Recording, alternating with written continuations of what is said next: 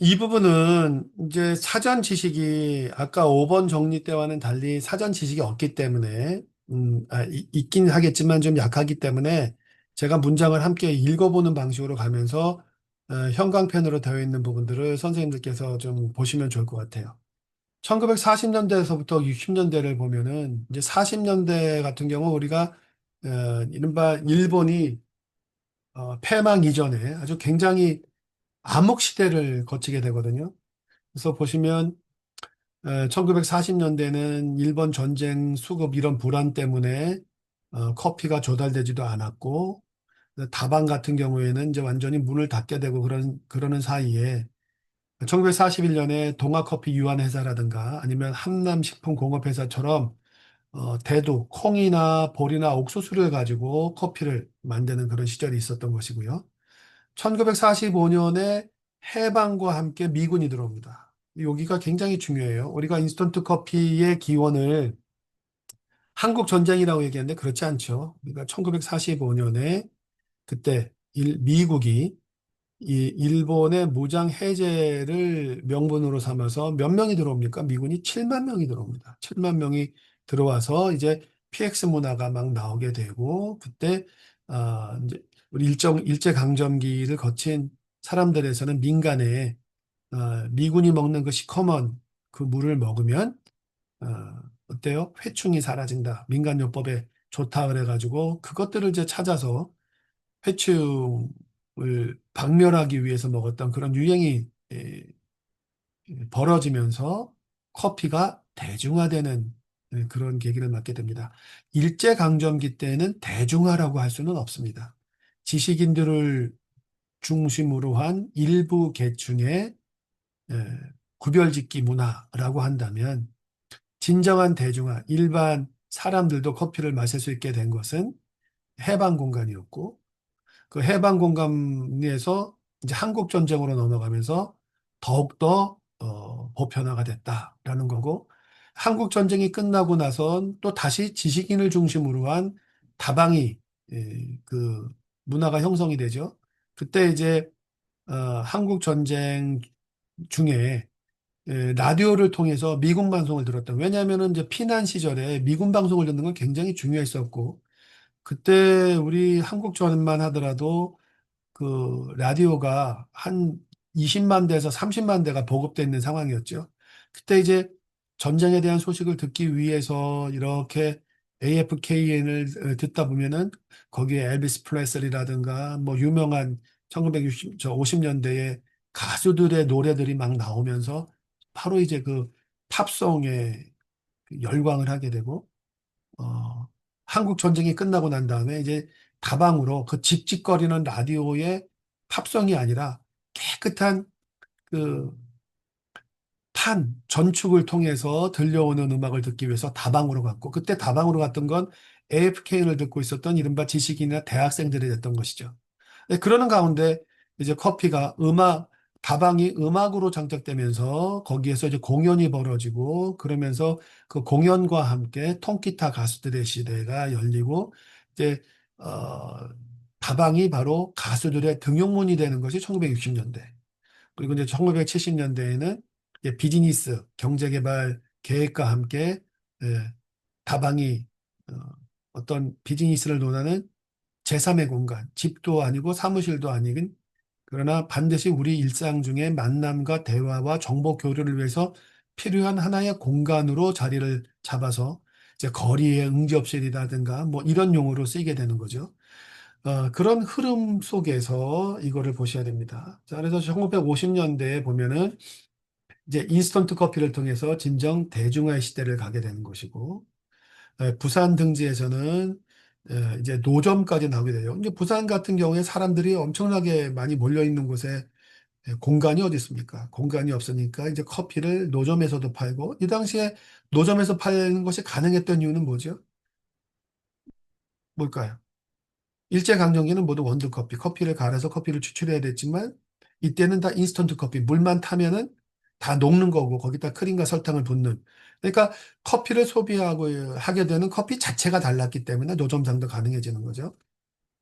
자, 60년대 이제 사실은 이제 60년대 이전에 서울 복구, 그러니까 1953년, 54년, 55년 이때 서울을 복구하게 되면서 피난민들이 서울로 몰려들 때 어디에 다 거점을 갖게 되냐면 폭격이 덜했던 곳. 그러니까 명동 성당과 시공간이 명동 쪽이 폭격을 덜 받았습니다. 그래서 명동 성당은 뭐 그대로 남아 있었죠. 시공간도. 마찬 거기에서 이제 다들 모여가지고 다방을 사무실처럼 쓰면서 제가 지난 강의실에서 말씀드린 것처럼 이제 김 사장님 전화 왔습니다. 그러면 한 10명이 떼거리로 몰려 나가는 거고 아침부터 이제 가서 그 전화를 기다리려고 할 때 커피 그래도 뭐라도 한 잔 팔아줘야 되니까 커피를 마시는데 이 커피가 너무 쓰고 빈속에 커피를 마셨을 때 속도 안 좋으니까 남아있는 게 좀 뭐 없냐 할 때 이제 다방에서는 흰자와 커피 껍질은 커피를 갖다 내릴 때 사용하지만 노른자는 쓰지 않았거든요. 노른자가 남아서 이제 누군가가 일찍 온 손님들, 왜 노른자는 남아있는 게 제한적일 수밖에 없잖아요. 커피는 다 미리 내려놓고 그 다음에 이제 데우면서 커피가 나가니까 하루 전날 저녁에 커피가 다 내려놓을 때 계란이 이제 노른자만 나와 있는 상태니까 선착순으로 아침에 노른자를 넣어주는 계란 동동 커피는 뭐 조금 더 비싸게 받을 수도 있었겠지만 어, 개, 개수가 한정돼 있어서 모닝 커피로만 판매되고 그러다 보니 이제 그 계란 커피 저도 70년대까지 이렇게 추억을 생각해 보면은 다방에 아침에 일찍 선착순으로 뭐 다방 커피, 쌍화차, 계란 동동 커피 뭐 이런 것들을 팔았던 것 같고 제가 기자 수습을 하던 그때 1991년 겨울 92년 요 넘어가는 요 시기에는 새벽에 이제 경찰서를 돌아다닐 때 아침 보고 새벽 보고를 할 때 다방에서 할 때도 많이 있거든요. 그러면 그때 계란 동동 커피나 쌍화차를 먹었던 기억이 납니다.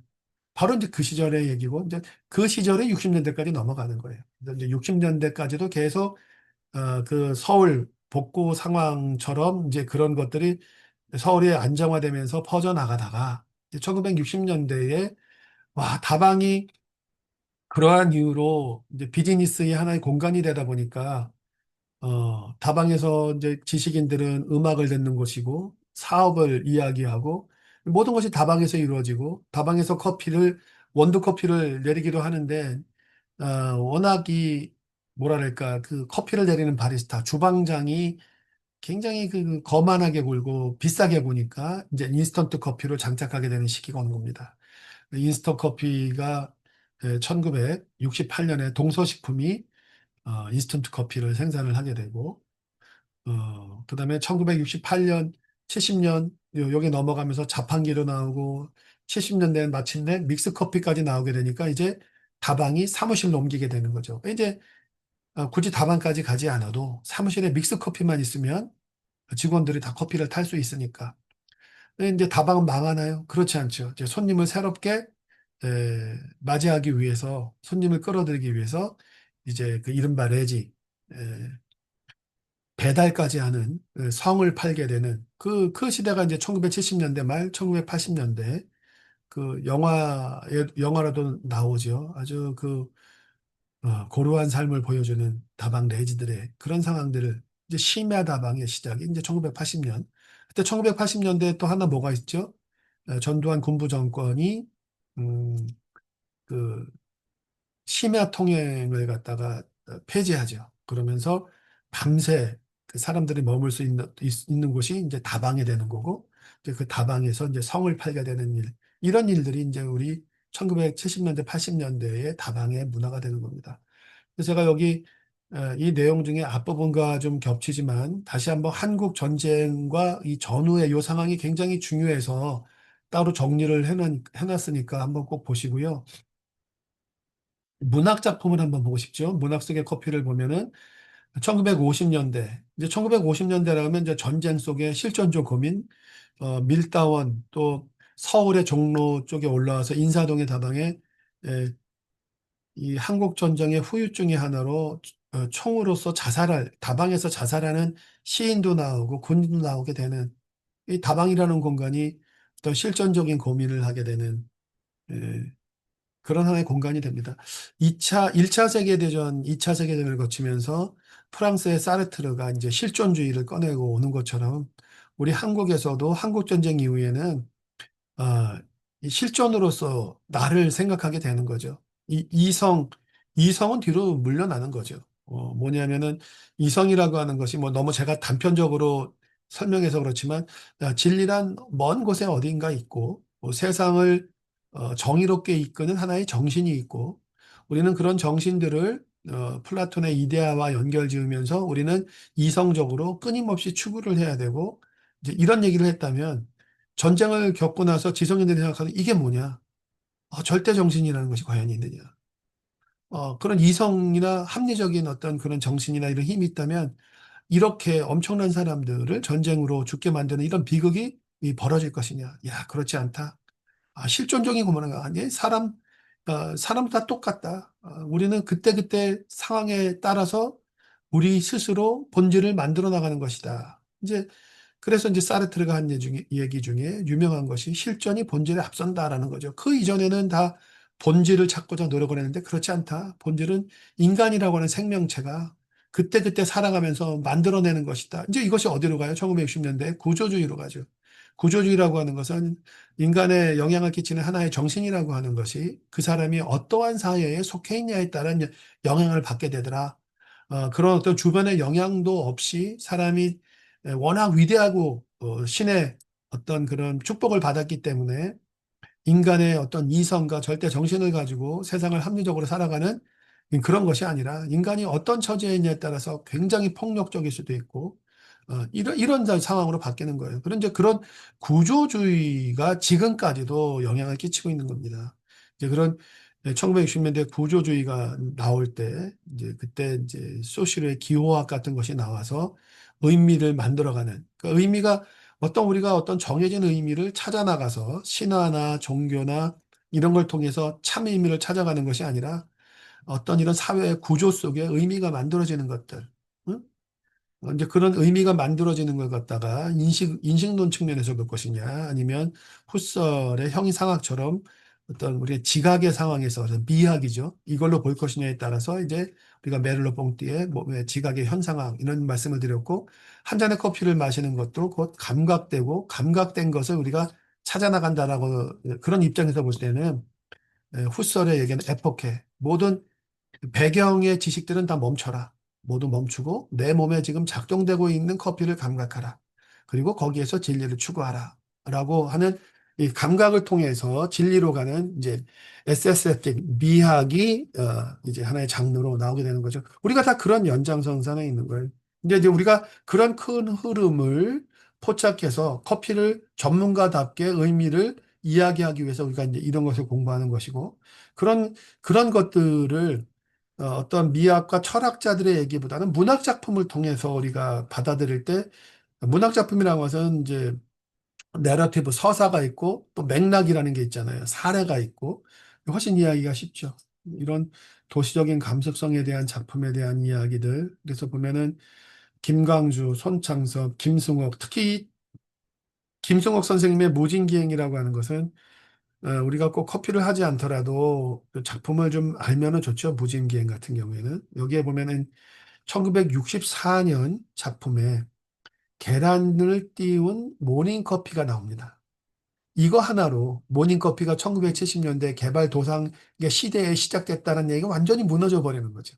이런 의미에서 모닝커피라고 하는 것은 제가 말씀드린 대로 훨씬 더 그 이전에 도시적인 감수성을 갖고 있는 것이다. 그죠? 왜 전후 복구 사업에 시작된 거란 말이에요. 그다음에 이어령 선생님, 이게 완전히 굉장히 유명한 문화학자시고, 저도 마음속으로 굉장히 그리워했고, 기자 시절에 이분이 썼던 컬럼은 그냥 반가워서 다 읽었던 그런 기억이 나는데요. 이분은 커피라고 하는 것을 변화하는 한국을 상징하는 하나의 코드로 봤죠. 지표로 봤죠. 도상으로 보고. 이런 지표 도상은 얘기를 제가 막 섞어서 쓰게 되는데 아이콘, 심볼, 그다음에 인덱스 이 세 가지는 의미를 만드는 기호학 입장에서는 굉장히 중요한데 커피에서도 이제 쓰이는 겁니다. 커피에서 스페셜티 커피, 싱글 오리진, 그다음에 이제 갈수록 용어가 다양해지죠. 콜퍼멘티드, 인퓨스드라고 하는 용어가 우리한테는 단순한 용어처럼 보이지만 사실 그 용어 자체에 이미 이데올로기가 있다라는 거예요. 고귀하다라고 하는 이데올로기. 그리고 또 그다음에 뭐가 이루어집니까? 그거를 마실 때 나는 아비투스가 이루어져요. 나는 그런 거를 추구하는 사람이야. 나는 너희들과 커피에 대한 지적 토대가 달라라고 하면서 아비투스라고 하는 개념이 들어가는 것이죠. 이러한 것들을 우리가 다 커피 쪽에서 이야기를 해야 되고, 이제 커피가 대학원까지 있어서 대학원에서 공부를 했던 분들은 뭐 커피의 향미가 아로마키트의 뭐다라는 것도 물론 중요하고, 로스팅을 할 때 댐퍼를 연다 안 연다라는 것도 중요하고, 커피를 추출을 할 때 뭐 푸어오버를 한다거나 뭐 이렇게 해가지고 그런 것도 중요하지만, 그걸 하는 분들도 있어야겠지만, 이제 대학원까지 와서 공부를 하신 분들한테는 그 너머의 지평으로 넘어가자. 한 잔의 커피의 의미를, 이거를 마시는 인간의 입장에서 우리는 이걸 어떻게 포착하고 이거를 어떻게 소통하면서 교감을 하면서 커피를 하나의 문화상품으로 만들어가고 있는 것이냐. 커피가 비로소 문화상품이 돼야 그 커피가 존중을 받고 소중해지고, 커피가 소중해질 때 그거를 소모하고 있는, 그거를 연구하고 있는 커피 전문가들이 아비투스가 이루어지는 것이고, 우리 자체의 품격, 문화적인 지표나 품격이나 우리를 바라보고 있는 어떤 사회적인 위상이나 이런 것도 달라지다. 이거는 한 개인의 삶에 있어서 끊임없이 추구하는 진화와도 같은 목표로 가는 하나의 삶의 과정일 수도 있는 것입니다. 그러니까 끊임없이 우리가 지적인 공부를 계속 해나가야 된다. 70년대 초는 이제 어떻게 돼요? 이제 커피가 산업으로 들어가는 거예요. 1970년대 인스턴트 커피가 나오게 되고, 1976년에 믹스 커피가 개발이 돼서 이제 모든 사무실에서 커피를 다 마시게 되고, 이제 78년에 자판기까지 등장하면서 이제 거리에 응접실, 자판기만 있으면 모두 다방이 되는 거죠. 자, 이제 이렇게 인스턴트 커피가 막 엄청나게 한 10여 년에 걸쳐가지고 대중화가 됐을 때 문화적인 반등, 우리가 이제 이걸 변증법적 발전이라고 하잖아요. 하나가 흥하면 거기에 대한 반대적인 것이 올라오고, 이걸 정반합의 원리로 간다고 하는데, 바로 인스턴트 커피에 대한 반동으로 뭐가 나옵니까? 1980년대에 원두커피가 나오는 거죠. 원두커피는 저는 그렇게 표현합니다. 르네상스다. 왜? 일제강점기에 마셨던 것이 모두 다 원두커피였던 거죠. 이제 산업화에 의해서 인스턴트 커피가 나와가지고 인스턴트 커피를 소비를 했는데, 이제 커피 시장이 넓어지면서 이제 맛을 추구하고, 이게 이제 바로 정서에 영향을 끼치는 거죠. 커피를 계속 마시다 보니까 이제 아비투스, 내 자신의 만족감이라든가 나에 대한 정체성에 대해서 원두 커피를 추구하고 싶다. 이제 뭐 변호사들이나 여의도의 증권가나 나는 원두 커피가 좋아. 뭐 블랙 커피만 마셔. 뭐 이런 것도 다 사실 아비투스의 연장선에서 설명이 되는 건데, 이제 1980년대에 가면은 다시 원두커피 전문점, 자댕이라든가, 이제 이때가 어디가 열릴 때예요? 저쪽, 뭐죠? 압구정동이 이제 막 펼쳐질 때 아닙니까? 1980년대 전두환 시대 아닙니까? 전두환 시대, 노태우 시대 다 강남 개발이 이루어지고, 거기서 뭐 서진 룸사롱 사건이라든가 신흥 그 도시의 그 상황 때문에 막 벌어지고 있을 때 원두커피가 나오는 거예요. 이제 그 당시의 작품들을 이렇게 보면 계급 혹은 사회 자본주의에 대한 불합리를 얘기하는, 특히 이 조세희 씨의 난쟁이가 쏘아올린 것 같은 경우에는 이건 굉장히 유명한 작품이잖아요. 근데 체이네의 별들의 고향을 보면 도시인들의 감수성을 커피에, 이거 신성일 씨의 그 영화됐던 거죠. 경아. 뭐 이렇게 얘기했던 거 있잖아요. 느끼한 얘기. 경아가 카페에서 커피를 마시면서 도시적인 낭만을 얘기하는 거죠. 이때 그 카페는 또 아비투스의 도구예요. 난 도시인. 나는 현대인. 나는 난쟁이가 쏘아올린 자궁공에서 보면은 여기는 빈부의 격차, 계급의 어떤 이런 갈등, 이런 거를 보여주는 계층을 구별하는 도구로서의 커피. 자, 이거 이 박완서의 그의 겨울은 따뜻한데, 박완서 선생님이 커피 좋아하셨어요.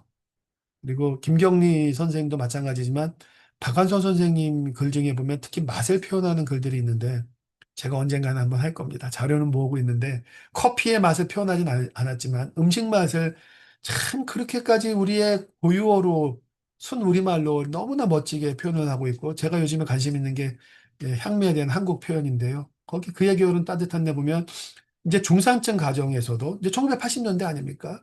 이제 커피를 손님 접대용으로 내놓게 되는 거예요. 그죠? 이렇게 그 시대의 작품들을 보면 시대의 정신이나 시대상을 커피를 통해서 우리가 볼 수 있고, 혹은 또 작가가 커피를 통해서 나타내고 있다는 거죠. 이제 새 작품의 자세한 내용들 심화 분석은 여러 선생님들께서 한번 좀 읽어보시고, 그 작품을 실제로 읽어보면 더욱더 좋겠죠. 그래서 이제 만약 우리 대학원에 겨울방학에 선생님들 간의 어떤 이제 스터디 그룹이 형성이 된다면 그 독서 모임을 만드셔가지고 줌으로 만나셔서 이렇게 야, 나 이 책 읽었는데 야, 여기에 이런 대목이 나오네.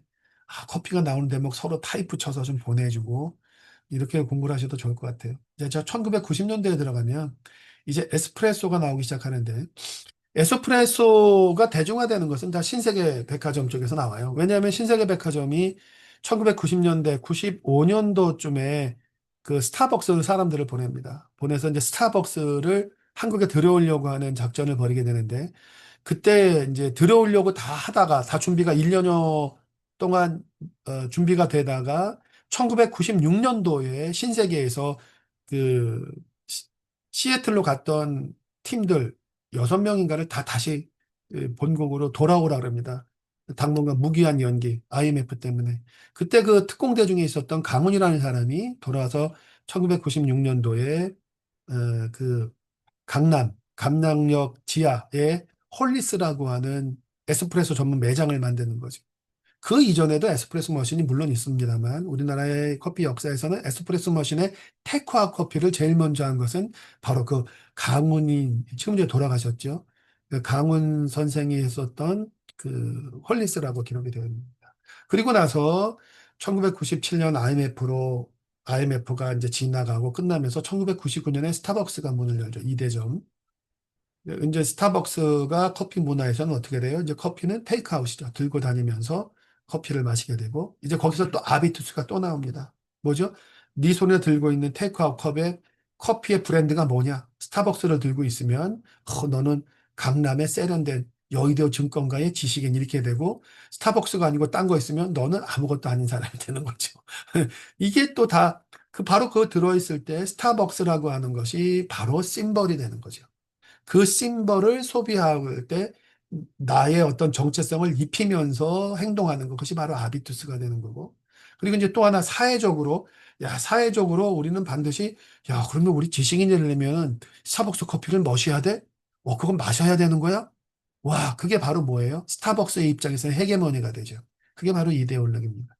헤게모니라고 하는 것은 어떠한 이런 스타벅스를 마셔야지만 지식인이야 라고 하는 거를 그거를 소비자가 전혀 거부감 없이 받아들이게 만드는 하나의 장치예요. 그게 바로 헤게모니입니다.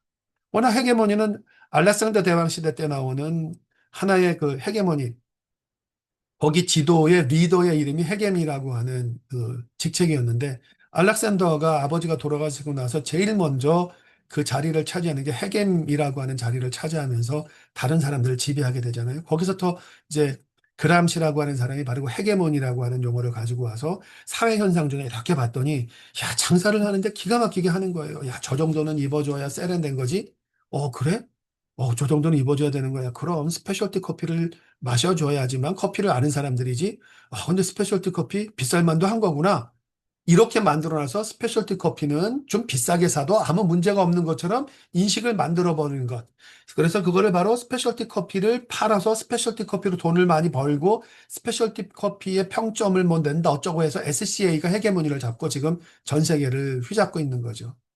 저는 거기에 대해서 이런 헤게모니를 커피 주권이라는 이름으로 K커피 어워드가 갖고 와야 된다. 한국의 커피의 주도권은 한국이 갖고 와야 된다. 그래서 헤게모니를 우리말로 바꾸면 주도권이 되는 거고 그 주도권을 가져야 될 인식부터 우리가 해서 우리도 모르게 인식하지 못하는 상황에 이렇게 그냥 받아들이고 있는 그 상대방의 헤게모니의 정책을 우리가 올바른 정신으로 깨고 나가가지고 우리가 주도권, 헤게모니를 갖고 오는 걸로 바꿔야 되고 그 주체에는 당연히 단국대학의 커피 석사들이 그걸 하셔야죠. 함께 하셔야죠. 자, 그래서 그 내용을 쭉 읽어보시면 이제 거의 이제 2000년대에 들어와서는 어느 정도 시간이 지나고 난 다음에 이제 그 풀이가 이루어지는데 2000년대에서도 보면 이제 복잡해져요. 뭐 윤희경 씨의 서해 선물에 보면은 이제 커피라고 하는 것이 자기의 세련된 취향을 과시하는 도구로 김영하 선생님의 글은 굉장히 디테일하고 멋지죠. TV에서도 많이 나오시는데 나는 나를 파괴할 권리가 있다. 참, 이분이 이걸로 어필하는 것 같아요. 이분의 제목부터가 달라요. 그래서 현대인의 고독, 그러니까 익명성의 카페.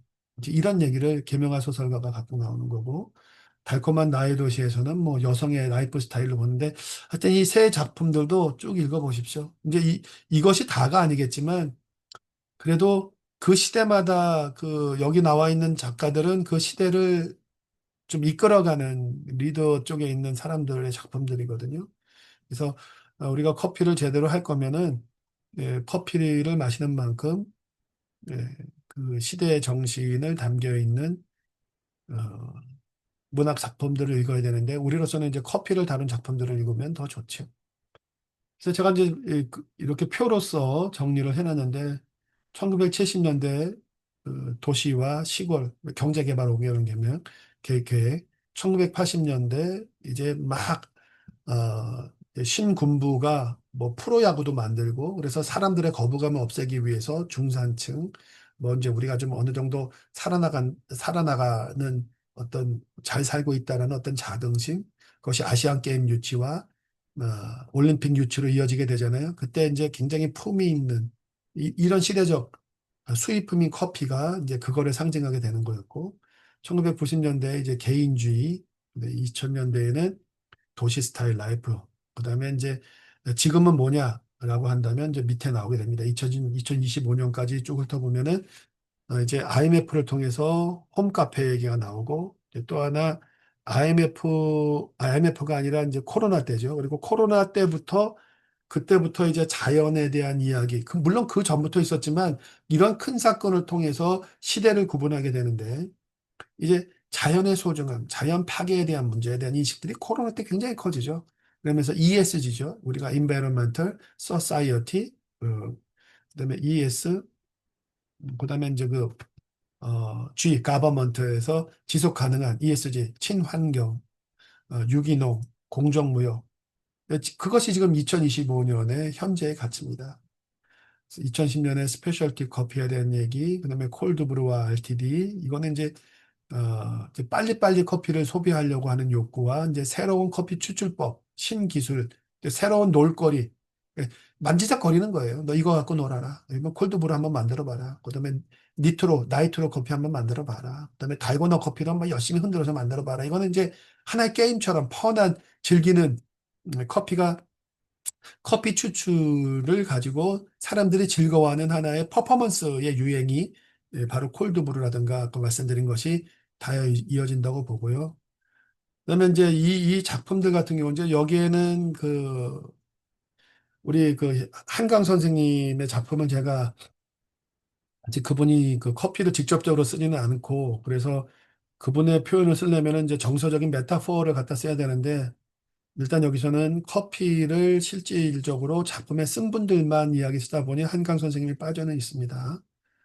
참 여기서부터는 하나로 아직은 이제 장르가 평가할 수 있는 상황이 아니죠. 아직 그 시대를 가고 있는데 장강면 선생님의 한국이 싫어서는 이 커피 자체가 한국의 환멸을 느껴서 떠난 사람이 거기에서 이제 카페에서 일할 때 자기의 정체성, 그 공간의 외로움 이런 거를 은유하는 공간으로서 카페를 쓰고 있다. 그다음에 김혜란 선생님의 박간여름 같은 경우에는 교수 임용에 실패를 해가지고 여행지에 가가지고 씁쓸하게 마시는 이 내면적인 고독, 아픔을 얘기할 때 커피라고 하는 도구를 쓰고 있다.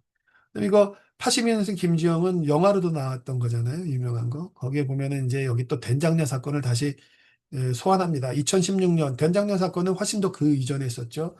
2002년, 2003년 뭐 요 정도에 있었는데 다시 어떻게 애기를 어렵게 키우는 싱글맘이 한가하게 공원에서 커피나 마시고 있어? 라는 어떤 이런 계급주의, 폄훼, 편파적, 그다음에 이제 젠더, 혐오, 뭐 런 얘기를 끌고 나오는 것들, 이런 것들이 이제 2016년의 상황이라는데 이거는 2010년에는 아직 시대적인 어떤 그 패턴을 이렇게 딱딱 묶을 수 없는 아직 우리가 그 시대를 살아가고 있으니까. 그래서 작품마다 커피를 어떻게 표현하고 있는지 이거를 좀 묘사를 분석을 하면 좋겠고요. 음, 여러 선생님끼리 협조를 해서 뭐 예컨대 뭐 이런 거죠. 소설 중에 100위에 들어있는 어느 시점을 따져서 100위에 들어있는 소설을 커피를 가지고 다 검색을 해보는 거죠. 어, 왜냐면은 이북으로만 되는 것들만 하면 좋을 것 같아요. 왜냐면 이북은 단어를 치면은 그 단어가 다 검색이 되잖아요. 그래서 그 작품에서 커피를 쓰고 있는지를 알 수 있으니까, 뭐 예를 들어 이북으로 제공되고 있는 소설, 뭐 몇 년부터 몇 년까지 아니면 뭐 그중에 유명한 거를 한 10개 정도를 커피가 다루어진 것만 고르셔가지고 지금 이런 식의 분석을 커피가 나오는 장면과 여기서 커피를 이 문화 이론을 통해서 분석을 게 되면 멋진 논문입니다. 그렇죠? 왜냐면 그 분석이 아직 없어요. 한번 요거 읽어보시면서 그렇게 한번 해보겠다는 생각도 해보시고요. 아까 2020년대부터 25년은 코로나 팬데믹으로 인한 홈카페, 그다음에 최근에 벌어지고 있는 무인 카페, 그다음에 로봇 바리스타의 확산. 이건 이제 AI 때문에 더 날개를 달았죠. 그러는 가운데에 또 팬데믹이 가지고 왔던 환경의 소중함, 윤리적 소비 이런 부분과도 연결이 되고 2020년대 이제 환경을 이야기하는데 이제 커피가 많이 도구로 쓰이게 됩니다. 그래서 김초엽 선생님의 직업구조의 원실이라든가 그다음에 또 황정호 선생님의 연년 세대에서는 이제 파편화된 개인의 삶 보면 이제 카페라고 하면은 여러 사람이 들어가 있지만 혼자의 공간 그러니까 대중 속의 고독이라고 하잖아요. 그래서 완전히 파편화된 그런 한 사람이 머무는 공간에 커피가 무심하게 마시는 그 커피. 그 무심하다고 하는 건 뭐냐면 다른 사람과 소통하지 않고 나 혼자만이 먹는 커피를 의미하거든요. 이제 그러한 상징으로 커피가 사용되고 있다라는 거. 그리고 이제 최근에 에세이나 웹소설 같은 걸 보면은 커피는 이제 창업하는 것, 청년이 창업하거나 또 이런 카페라고 한다 그러면은 창업의 아이템으로 현실 생활에 어려운 삶을 상징하는 하나의 직업으로 이렇게 표현이 되고 있다는 것도 보시면 좋겠습니다. 그래서 한번 쭉 읽어보시고요. 제가 이제 계획대로 했다면 이 중에 이제 여러 선생님들께 하나의 작품을 선택을 하셔서 이런 방식으로 한번 풀이해오라라는 거를 제가 이제 중간 과제물로 냈었으면 했었는데 이번에는 제가 지난번에 말씀드린 대로 그냥 기말 커피 인문학 여러 선생님께서 강의할 수 있는 자료를 만드는 걸로 대체를 하겠고 이제 한국문학은 오늘 한 걸로 끝나겠는데요. 여기에 그냥 어, 하나의 계기가 돼서 여러 선생님들께서 저 책을 좋아하시는 분들은 책을 가지고 커피가 나오는 대목을 저렇게 한번 분석을 하는 것도 좋겠다는 생각을 합니다. 자, 이제 저는 또 잠시 후에 강의실에서 뵙겠습니다. 오늘 수고하셨습니다.